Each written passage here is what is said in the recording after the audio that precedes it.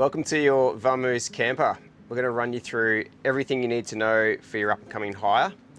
First things first, you want to make sure that when you turn up on the day, you're bringing your driver's license. So that's a physical copy of your driver's license. And if you're traveling from overseas, you've got an international driver's license, you'll need to bring your passport as well. Once you've got all that, I'll run you through the check-in process. Everything will take about 30 minutes and then you'll be off on your way. So to get started, I'll run you through all the tips and tricks for driving the Canon. We'll do four-wheel driving, beach driving, talk to you about the DPS cleaning system, and then I'll run you through some things like lane departure and cruise control. So to start, foot on the brake, hit the start.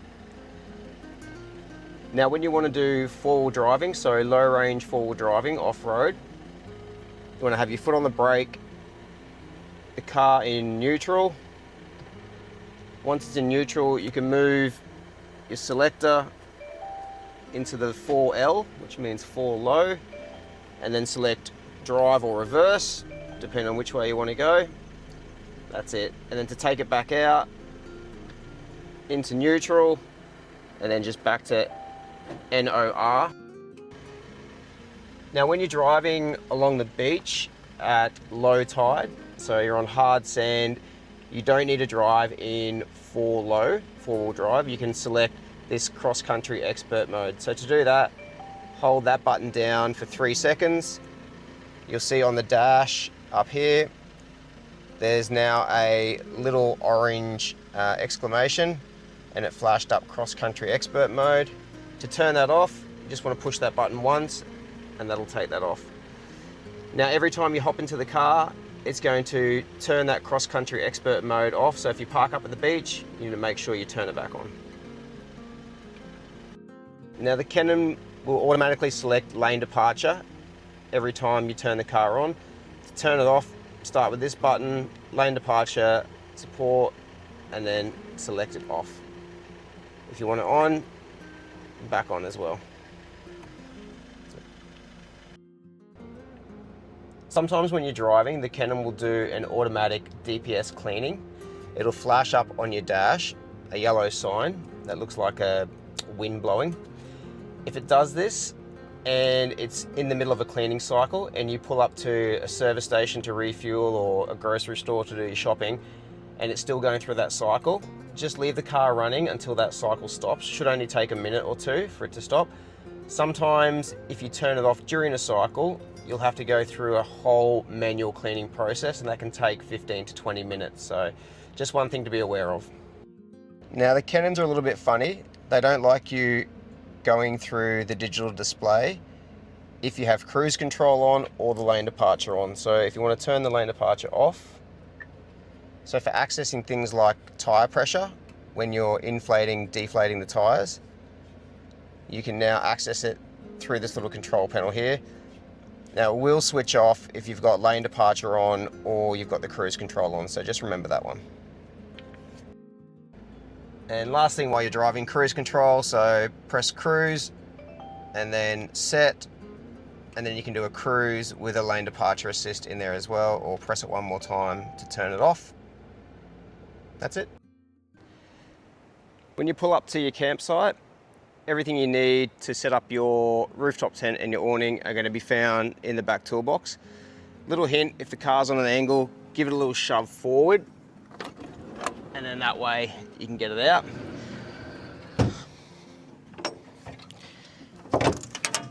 So in here we've got recovery gear if you get stuck in the sand or the mud. You've got leveling blocks for your campsite as well if you're on uneven ground. There's an axe in here. There's also snatch straps for recovering as well, and some recovery tracks in there if you get stuck in the sand. So all that stuff's found in here. These are for your awning, so these are for your stays. For the rooftop tent.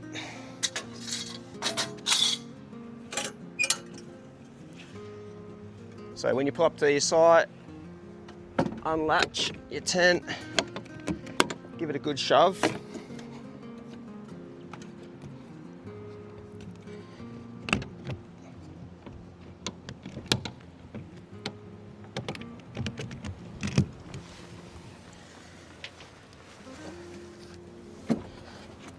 And then you've got two options for your tent. You can either roll that little awning cover up into the top of the tent, but if it's raining, you want to get your stays and actually extend that awning out. The way I found works best is stay goes in first and then hook your material onto that. You can actually get up inside the tent to do it.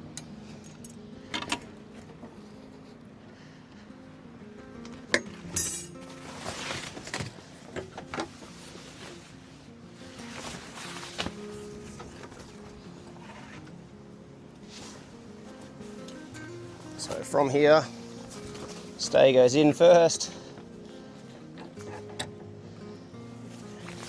You've got hooks there, with holes, and that'll pull that out. Other side.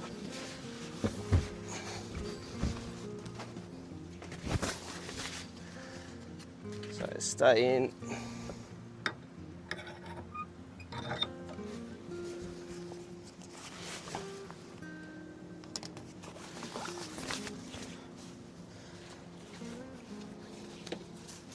And then you've got one on this side, which is easier to get in once that awning's out, and then one on the other side as well. So there's 4 stays, keep that nice and tight. That's it. So I've left those last stays, those last 2 out, just until I get the awning out. So I'll show you how to put the awning up.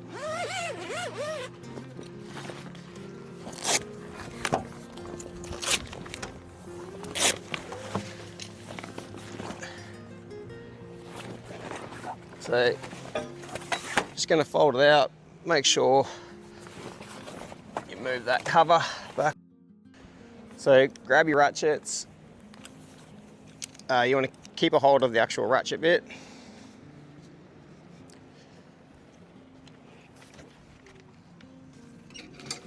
For this back one, good idea to take this pole out first if you want to use it. So, if you're going to be set up for a while, you leave that pole down. That ratchet hooks onto that little thing there. And then to use these poles, you just twist and then tighten back up. And that's simple. So same again, keep a hold of the ratchet in through there. You're going to walk around your car. Now to loosen this, you just push down on that button there, and that lets the cord out, and then just pull it back in. So the best place to hook it, just under this roof rack here, on the black bit, and then pull it.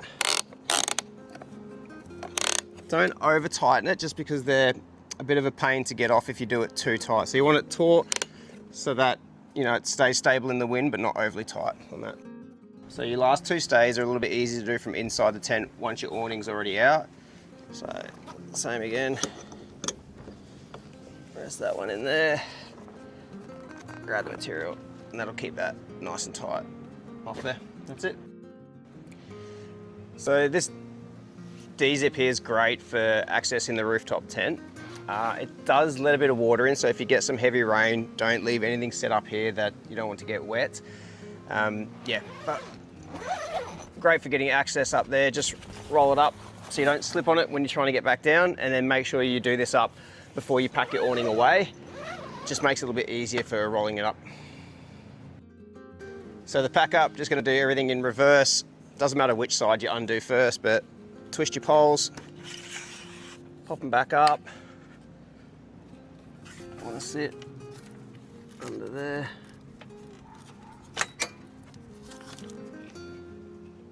So with these little ratchets, you want pressure under here, clip it, so push in, and then that'll release it. That's how they work. So same again, bit of pressure. If you need to, you can pull that slack off that cord, and sometimes it makes it a bit easier to get that latch as well. And just keep that off the car as you come around. And then packing up, we're going to go front arms in first, back arms in next. The tips for packing away your awning. So you want to make sure you get these little straps out first as you're packing the front arms in. So you get them out, keep your bag out as well. You don't want to wrap that up. So your front arms are in first. Back arms go in next. Same again, get your bag out. And you want those straps to come over.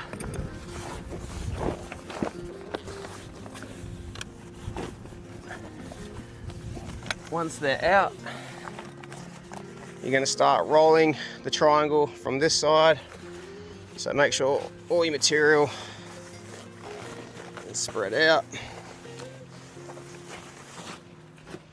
And then start from here. It doesn't have to be crazy tight, but as you get it,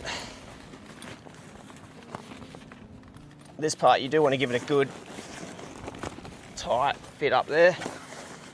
Grab the next bit, roll it up.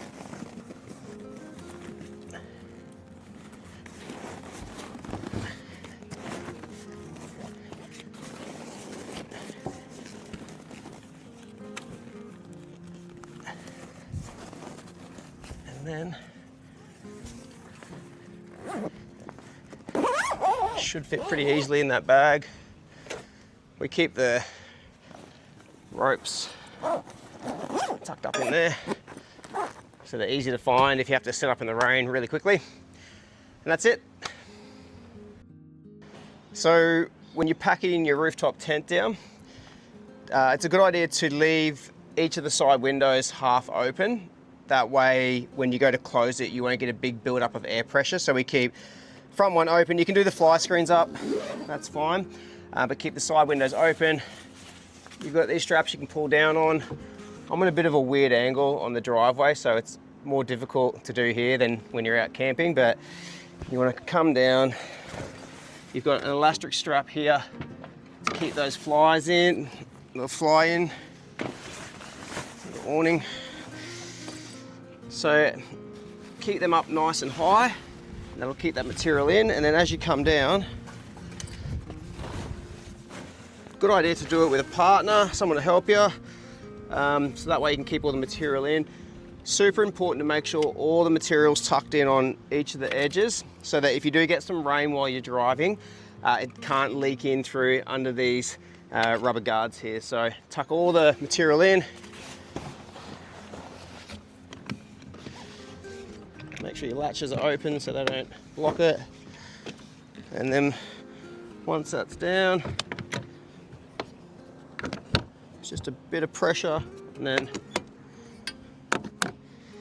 that's that. So just before you drive away, make sure solar panels are all packed away, nothing's connected to the car. Ladders up. You can adjust these if you need to, but you shouldn't have to. And then your stays, they're gonna pop back in here.